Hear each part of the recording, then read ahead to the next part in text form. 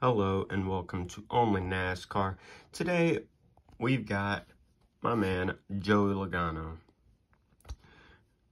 And of course this is the die-cast body and chassis. So we have the metal chassis and rubber wheels. I did of course pick this up from Circle B Diecast just because if you've watched my last videos you'll know I go to the Lionel store a lot, so I don't really need to order things online. But this, I mean, I couldn't go without it. Especially the fact that it was Joey Logano. And there's only, isn't it, 576 made of these? Wow. I mean, it's awesome. It's awesome. But with all that being said, let's go and jump right into the video and actually see these rubber wheels and that metal chassis. There we go, we got the die cast out of the box. And as you can see, it's nothing special with the paint scheme. It's just his 2021. Same one that he's been running for the past, well, he's been running since 2013, but I'm pretty sure this paint scheme first debuted in 2011 with I think that was AJ Allmendinger, if I'm not mistaken. Sorry if I'm wrong on that. But I mean, this is kind of knocking out two die-cast in one. We got the rubber wheels and metal chassis. And we have the 2021 Shell Pennzoil paint scheme, which is really, really cool. I'm, of course, a Joey Logano fan, so if this review comes off a little bit biased, then I'm sorry. But here we go. Let's go ahead and jump right in as we have a die-cast falling off my display. How nice is that? Now that we don't have any issues happening, now let's get into the review. There we go. You see the side of this die-cast, the left side, to be specific. We've got Goodyear, the NASCAR Cup Series logo, NASCAR race car. We got Joey Logano's name up there. There you can see that. We got Money Lion, Shell Pennzoil, American Ethanol, Auto Trader, Snap-on, Discount Tire, AAA, and then we have the 22. Now, some people don't like this paint scheme with the scallops, with the yellow base color and the red going across. I personally love the paint scheme. Looks pretty good, I mean, but we all have our opinions on it. I mean, as a lot of people say, this is definitely an iconic paint scheme. If it ever changes, then I think we can definitely say we'll see a Darlington throwback to this in the future. A few of them, anyway. But here we go. On the front, we got Ford, the Mustang grill logo with the little Mustang horse. Then we have Mustang right there. We have the grill, where the grill opening is supposed to be down there. 22. There's Sunoco right there. Then on the hood, you can see there's Pennzoil and the Shell logo up there. Looks really, really nice. Then the right side is the same as the left. That's pretty good. Then we get to the back. We have the 22 Crew logo right there. It's kind of hard to see. I don't know if I can get that thing to focus, the camera. You can kind of see it, but it's kind of hard. But anyway, we have the Shell logo, Pennzoil, the Ford Michigan license plate, and something I don't know if anybody else has pointed out, but I love it. How it's like the 2019 Fords. It'll have like the little sticker on the tag that says 19 on it. Then last year, it had the 20. And then this year, it says 21. I just love how that is. I love the amount of detail into the Fords. So therefore, I mean, some people want to say this die-cast doesn't change. It's very minor details, but it does change. This is the 2021 version, and with all Fords you can tell what year it is just by this little license plate and seeing the number on it. But anyway, let's go and get to the deck lid. There we have Shell Pennzoil. We have Logano's name on the back glass. We got 22 up there, looks nice.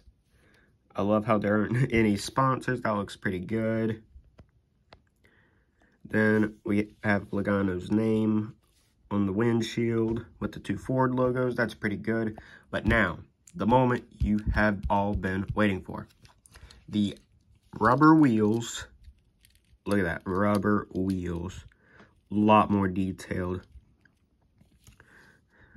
Whenever I do a 1/24 scale review of one of my Loganos I can show you kind of a comparison between these wheels and that one. But I'll save that for another video just because that's a whole nother diecast. But you can see that good detail, really good detail.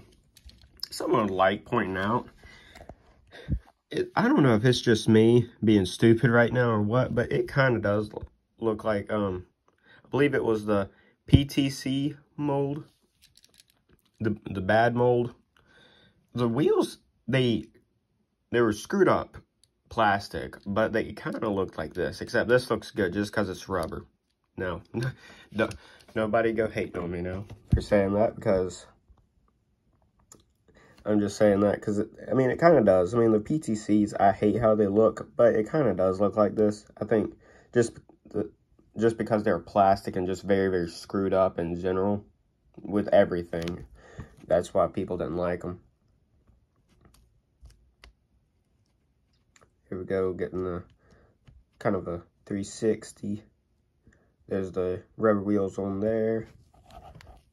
There's the back. And there's the roof. And now, the metal chassis. There it is right there. You can't really tell the difference, but I mean, yeah, there you go. You can kind of see that shine right there. Kind of looks like a liquid. You can see that. Looks amazing. Right now it's cold. I love when you can touch the bottom of like a die cast and it's like it might be like cold or something like that. Just because that shows you if it's metal or not, if it has a temperature. But that's off the point. But either way, I would also want to point out, I don't know if it's just these rubber wheel die cast or what. The Logano, like the picture on Circle B diecast, it actually has this little headlight screwed up right here. I don't know why it's screwed up. I mean, because you have that headlight that's screwed up. If you didn't see it earlier, on the right side Cup Series logo, there's a freaking, like, I don't know what that is, if it's like a bullet hole or what, but, I mean, you see that in the Cup Series logo? I mean, because that's not like something that'll just flake off. That's going straight through the red, going straight to the yellow on this car. I mean, I don't want to... That's pretty bad. I mean, I don't want to say much, but that's pretty bad right there. I don't know if they're like, if it's like anything with the rubber wheels, if it's kind of hard to get the plastic wheels off, or if they just send them to them.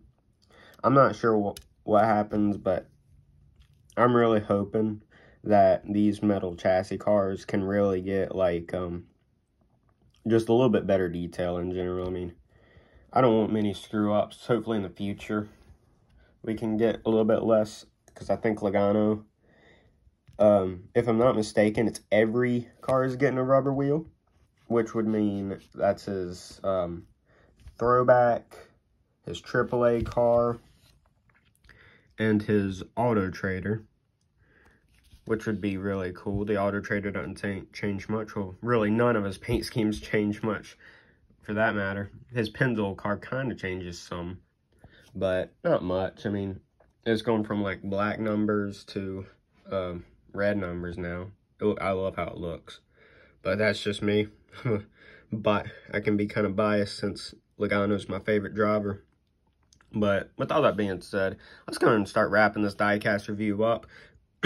Looks really good.